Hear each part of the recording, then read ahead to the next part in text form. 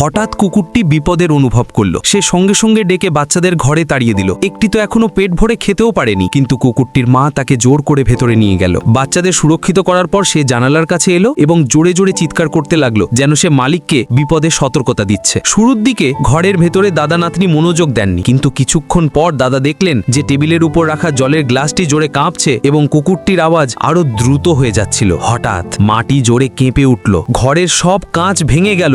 দাদা নাতনি কিছু বোঝার আগে তাদের উপর আলমারি সরাসরি পড়ে গেল এবং তারা বাঁচতে পারলেন না। কিছুক্ষণের মধ্যেই ঘর ভেঙে ধ্বংসস্তূপে পরিণত হয়ে গেল। বেচারা কুকুরটি এটা দেখে খুব চিন্তিত হয়ে গেল। সে পাগলের মতো মাটি খুঁড়তে লাগলো, নিজের মালিককে বাঁচানোর জন্য রাত থেকে দিন পর্যন্ত খুঁড়তে থাকলো। এটা দেখে তার বাচ্চারাও মাটি খুঁড়তে লাগলো, কিন্তু তবুও সে আটকে থাকা মালিকদের কাছে পৌঁছাতে পারল না। সে সঙ্গে সঙ্গে সাহায্যের জন্য বাইরে দৌড়লো এবং দুজন সৈনিকের কাছে গিয়ে লাফাতে লাগলো। সৈনিকরা বুঝতে পারছিলেন না যে সে কি বলতে চায়। তারা তাকে পাশে সরিয়ে দিলেন, কিন্তু সে বারবার ফিরে এসে চিৎকার করতে থাকলো। সৈনিকরা বুঝলেন যে সে সাহায্য চাচ্ছে। তারা জিজ্ঞাসা করলেন, তোমার মালিক কি বেঁচে আছে? এটা শোনা মাত্রই কুকুরটি জোরে সামনে দৌড়তে লাগলো। সৈনিকরা তার পিছনে পিছনে দৌড়াতে দৌড়াতে ধ্বংসস্তূপ পর্যন্ত পৌঁছালেন। সেখানে তারা দাদা এবং নাতনিকে দেখতে পেলেন। তারা দুজনকেই বাইরে বের করলেন, কিন্তু দাদার অবস্থা খুব খারাপ ছিল। সঙ্গে সঙ্গে নিরাপত্তা হেলিকপ্টার ডাকা হলো এবং তাদের নিয়ে যাওয়া শুরু হলো। কিন্তু বাচ্চাটি যেতে অস্বীকার করছিল, কারণ তার চলে যাওয়ার পর কুকুরগুলো একা হয়ে যাবে। সৈনিকরা তাকে দেখে দুঃখী হলেন, কিন্তু হেলিকপ্টার থেকে আওয়াজ আসছিল যে দাদার রক্ত খুব দ্রুত বইছে, আমাদের তাড়াতাড়ি যেতে হবে। তারা বাচ্চাটিকে নিয়ে যেতে লাগলো। বাচ্চাটি জোরে কাঁদতে লাগলো। যখন কুকুরটি দেখলো যে মালিকরা তাকে ছেড়ে চলে যাচ্ছেন, তো সে তাদের পিছনে দৌড়তে লাগলো।